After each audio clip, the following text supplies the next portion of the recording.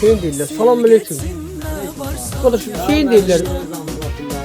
Qardaş, şeyin bəlkə sizsiniz. Bak siz bir arada TikTok'ta oturuyorsunuz, kan ediyorsunuz kardeşler. Çamadan kaldırıp çöpüse gidip. Səbəbi odur ki, yəni bütün müştərilər bilsin ki, çamadanların ən ucuz qiyməti, ən ucuz olan yeri bizə məxsus. Bax, çamadanlar çıxarır, məsələn, Prosperity firmasının var. Var məsələn, firmalar çamadanlar var. Bir de ben bana yalan diyersen aldatmayacak ki beni. Değerli izləyicilər, ən ucuz qiymət, özün də bilirsən. Tamiz adamsan, altı bazar günleri. Bax, çantalar ən ucuz qiymətə dəyərli izləyicilər. Çantalar yox idi bizdə, onları da əlavə eləmişik ki. Baba bunu bana ne şey verirsen, bu neçədir bu? Onu biz topdan müştərilərimizə 9 manata.